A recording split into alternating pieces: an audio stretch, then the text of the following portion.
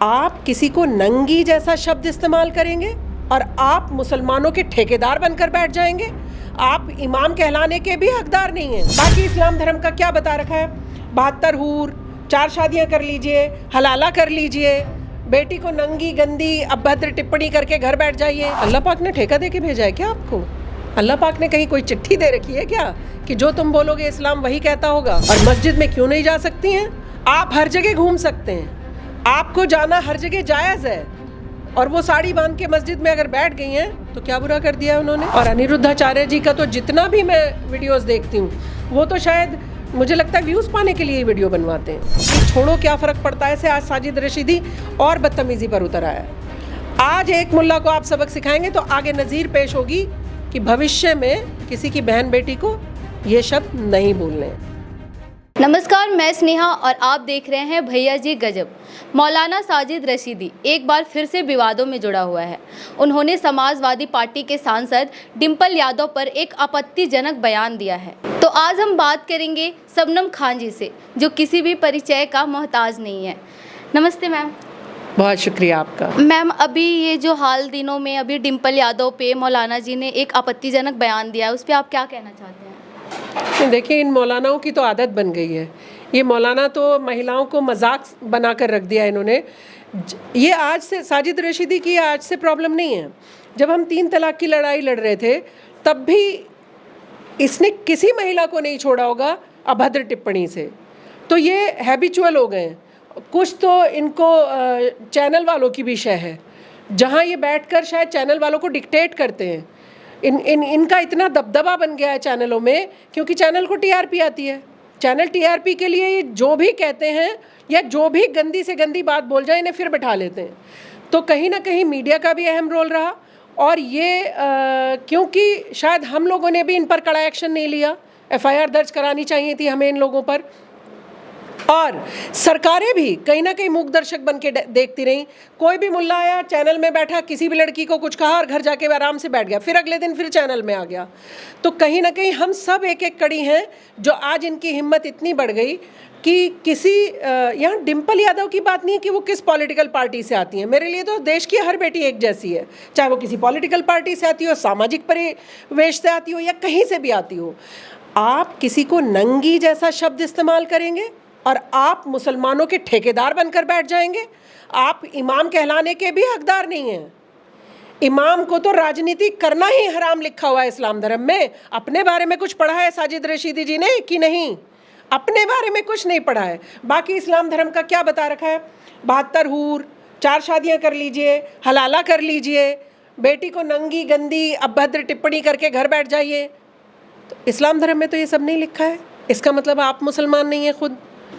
आपको खुद इस्लाम धर्म की नॉलेज नहीं है क्योंकि आप टीवी के मुल्ला बन गए हैं, क्योंकि आप डिबेट्स के मुल्ला बनकर बैठ गए तो अब आप जो मर्जी कह देते हैं और चैनल वाले आपको प्रमोट करते हैं। तो अब क्यों डर लगा थप्पड़ पड़ते ही? मार तो बहुत दिन पहले शायद चैनल वालों की चैनल में पिटाई नहीं होनी चाहिए थी, चैनल वालों को पिटाई करनी चाहिए थी जब ये सालों से अभद्र टिप्पणी कर रहे थे महिलाओं पर क्योंकि चैनल टीआरपी के लिए, चलिए उनको तो मैंने माफ़ कर दिया, छोड़िए। चैनल तो हमारे आवाज़ भी बुलंद करते हैं, उसमें कोई दो राय नहीं है। पर साजिद रशीदी छाप टाइप लोगों को अब संरक्षण कौन दे रहा है? पुलिस के पास अगर ये जाते हैं, ये तो लाइव डिबेट में मुझे तक कह चुके हैं तुम्हारी गर्दन काट देंगे। और पता नहीं जितनी मुस्लिम महिलाएं आती थीं सबके साथ अभद्रता कर रखी है। पुरानी टीवी डिबेट्स उठा लीजिए आप। असल में तो साजिद रशीदी पर एफआईआर होना चाहिए जो इतने सालों पे इतनी सारी महिलाओं को अभद्र टिप्पणियां करी हैं। और अब डर लग रहा है 2 चांटे खाते ही। अब चांटे मारना खैर बुरी बात है, चांटे मारने वालों के साथ कोई नहीं खड़ा है, पर अब लग गए तो लग गए, क्या कर सकते हैं। तो उनको ये थप्पड़ पड़ी है तो इन पर डिंपल यादव के पति अखिलेश यादव ये चुप्पी क्यों साध रहे हैं? वो कह रहे हैं कि हिंसा का सहारा नहीं लेना चाहिए हमें। नहीं, देखिए, मारने का कोई भी समर्थन नहीं करेगा। थप्पड़ मारना कोई उचित कार्रवाई नहीं है और ना ही हमें किसी को करना चाहिए। हम तो खुद सुने हुए हैं कि गर्दन काट देंगे, तुम जीन्स पहनती हो, तुम आरएसएस की हो, तुम भाजपा की हो, तुम ये हो, तुम वो हो, और ना जाने क्या क्या, कि तुम तो मुसलमान ही नहीं हो। हमने भी सुना है बहुत कुछ, पर हमने थप्पड़ नहीं मारा। हमारे पास आर्ग्यूमेंट करने के लिए संवाद करने के लिए ज़बान है, दिमाग है, तो हाथ की क्या ज़रूरत है? अपने अपने शब्दों से काटेंगे ना उनकी बात को, कुरान से उनको साबित करके दिखाएंगे जो आप कह रहे हो गलत है, तो थप्पड़ मारने की क्या ज़रूरत है? ये जिन भाइयों ने थप्पड़ मार भी दिया, तो मेरे ख्याल से क्योंकि साजिद रशीदी को जब हम इतनी चीज़ों पर माफ़ कर चुके हैं, तो साजिद रशीदी क्यों डर के पुलिस के पास पहुंच गए? बचाइए, मुझे तो बड़ा खतरा है। अरे तुम्हें सालों से तो खतरा हुआ नहीं, तुम तो अपने सफाई में बयान, हाँ, इतनी बदतमीजी कर चुके हो, तब तुम्हें किसी ने कुछ नहीं कहा। अब तुम 2 लोगों के चाटा खाते ही डर गए हो। मुस्लिम बहनों का याद नहीं आ रहा तुम्हें? क्या क्या कह चुके हो उनको, कैसे कैसे धमकाते थे, कैसे कैसे डराते हो तुम। और ये तो साजिद रशीदी और 1-2 मुल्ला और हैं, इन्होंने इस्लाम को अपनी बपौती समझ लिया है। अल्लाह पाक ने ठेका दे के भेजा है क्या आपको? अल्लाह पाक ने कहीं कोई चिट्ठी दे रखी है क्या कि जो तुम बोलोगे इस्लाम वही कहता होगा? हम भी कुरान शरीफ पढ़ते हैं, हम भी सारी चीज़ें देखते हैं, हम भी सारी चीज़ें समझते हैं। तो क्या आपको लगता है ये जो आपत्तिजनक तरीके का बयान आ रही है, ये महिलाओं की गरिमा पे ठेस पहुंचाती है? नहीं, ये गरिमा पे ठेस ये तो कहने की ज़रूरत ही नहीं है।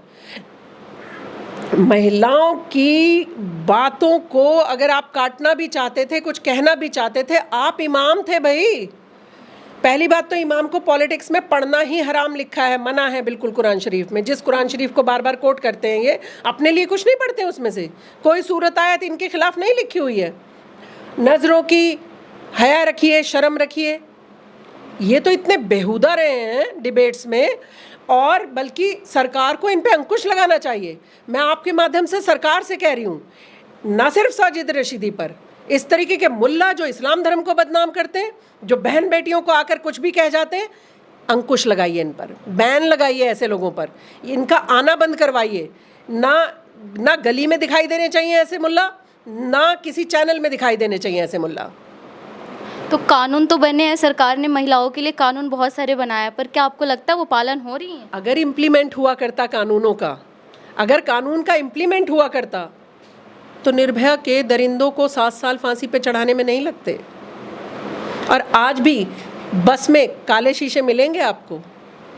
जस्टिस वर्मा को हमने जो लिख कर दिया था कि ये सुविधाएं होनी चाहिए, ये डार्क एरियाज़ हैं, यहाँ पे लाइट होनी चाहिए, क्या आज भी वो बदला है? इम्प्लीमेंट नहीं होता कानून। कानून तो बहुत सख्त है हमारे देश में, इम्प्लीमेंटेशन ज़ीरो है।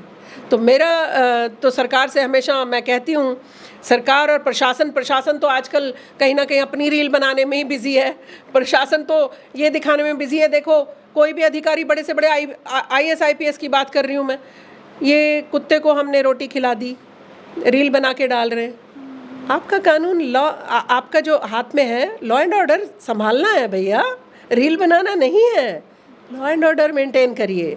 तो सारे प्रशासनिक अधिकारियों की क्लास लगनी चाहिए सही से, और शासन प्रशासन को दुरुस्त होना चाहिए।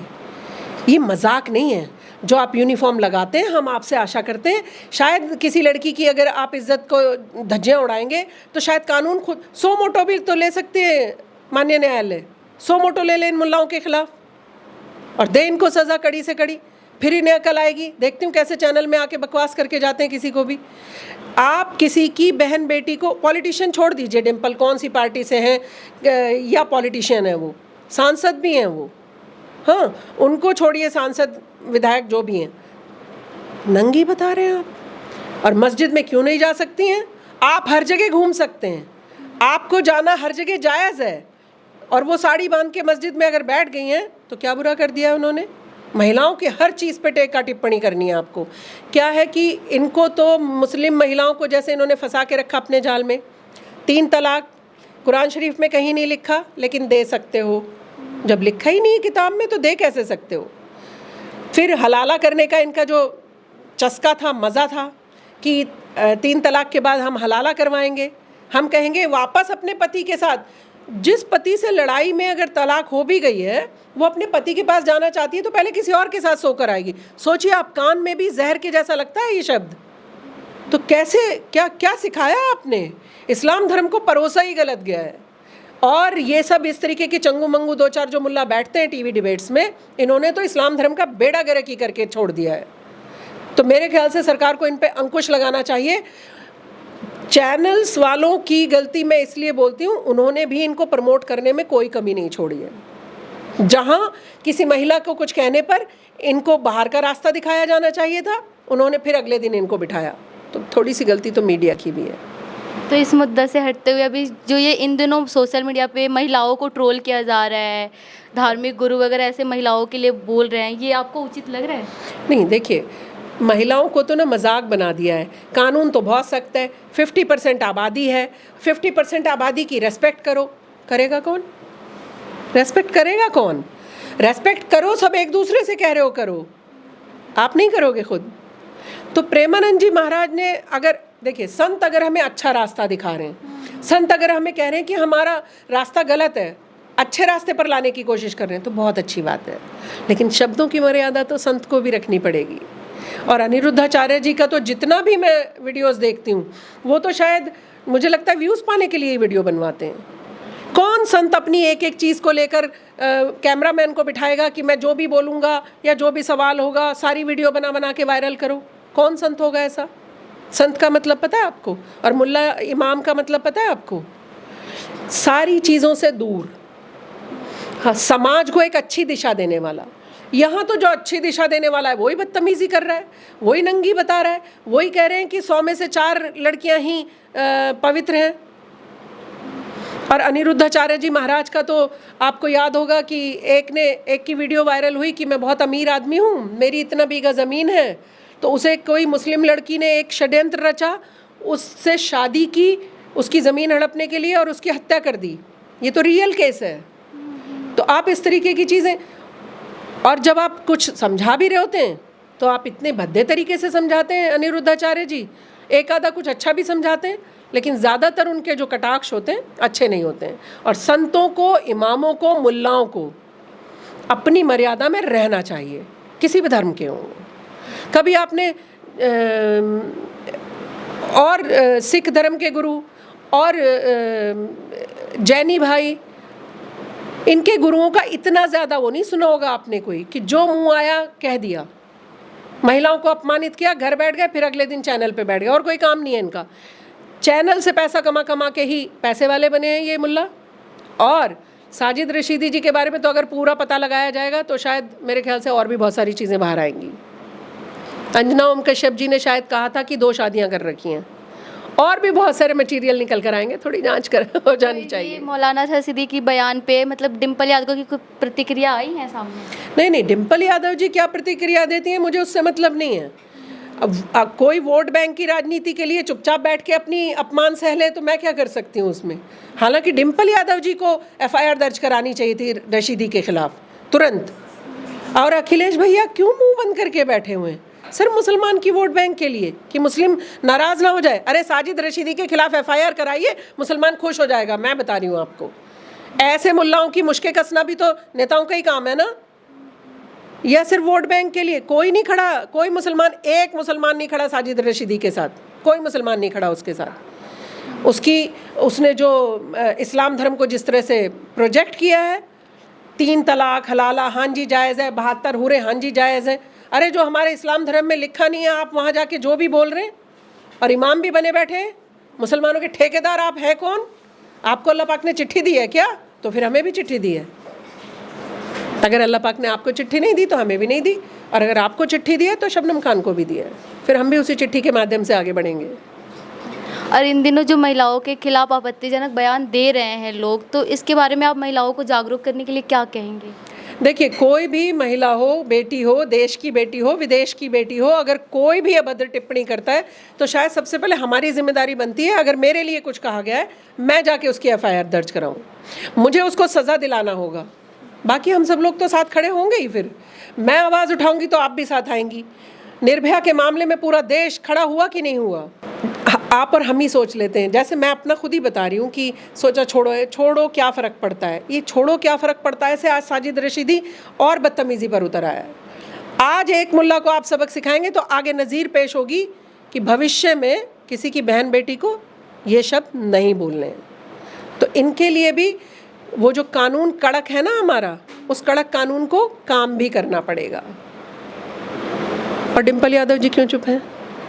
ये गलत बात है, उनको FIR दर्ज करानी चाहिए। आप एक ह्यूमन राइट एक्टिविटीज़ है, आप महिलाओं के लिए बहुत कुछ करती है, तो आप अपने लिए अपनी क्या राय दे सकती है महिलाएं अपनी सशक्त जागरूक होने के लिए? महिलाएं पहले से बहुत जागरूक हुई हैं, महिलाओं में बड़ा बदलाव आया है। निर्भया केस के बाद से महिलाओं में बड़ा बदलाव आया है। अपनी शिकायत दर्ज कराती हैं, कोई उनके साथ छेड़खानी होती है या घरों में घरेलू हिंसा किसी भी तरीके की चीज़ होती है, वो बाहर आके कहना भी चाहती हैं और मीडिया भी एक बड़ा माध्यम बनता है उनको न्याय दिलाने के लिए। कहीं ना कहीं शबनम खान जैसे भी बहुत सारे लोग काम कर रहे हैं जिनसे वो अपनी शिकायत कह पाती हैं। एक तो बहुत 60 साल की लेडी का मुझे फ़ोन आया कि मैं बहुत सालों से टॉर्चर सह रही हूँ, लेकिन आपको टीवी में देखती हूँ, आपकी बातें सुनती हूँ, आपके वीडियोस देखती हूँ, क्या मैं शिकायत कर सकती हूँ? मैंने कहा आप जब जागेंगी तभी सवेरा है। तो जागरूक होने के लिए समय, उम्र, किसी चीज़ का तकाजा नहीं है। आपके साथ अगर कुछ गलत हो रहा है, बाहर आइए। मैं पुरुषों के लिए भी बोलती हूँ, चाहे महिला हो चाहे पुरुष हो, शिकायत है कुछ, दर्द अंदर ही अंदर मत पालिए, कहिए। परिवार में कहिए, पड़ोसी से कहिए, दोस्तों से कहिए, कोई ना कोई तो एक ऐसा जानकार होगा ना जिससे आप शेयर कर सकते हो, शेयर ज़रूर करिए। लेकिन आज भी हमारे समाज में महिलाएं डरती हैं, उनके घर वाले उन्हें चुप करा देते हैं कि बदनामी होंगे, उनके डर से वो आगे नहीं बढ़ते। नहीं, अब काफ़ी बदलाव आया है, परिवार खड़े होते हैं साथ में अभी भी, लेकिन आमूल चूल परिवर्तन कहती हूँ मैं कि आमूल चूल परिवर्तन की अभी भी ज़रूरत है। लेकिन फिर भी महिलाओं में, और आजकल की बेटियाँ आप देखती हैं, सशक्त भी हो रही हैं, शिकायत भी दर्ज कराती हैं और कहीं ना कहीं खुद लड़ने का जज्बा भी रखती हैं। हाँ, परिवार का थोड़ा प्रेशर रहता है, पर अगर आप उन्हें समझाते हैं और आप अड़ोसी पड़ोसी सबको बताते हैं अपनी प्रॉब्लम, तो हमारा देश बहुत प्यारा देश है। हम न सिर्फ अपना दर्द समझते हैं, हम औरों का दर्द भी समझते हैं और सब लोग खड़े होते हैं फिर आपके साथ आकर। तो शेयर ज़रूर करिए, कोई शिकायत हो, कोई तकलीफ़ हो, कहिए ज़रूर।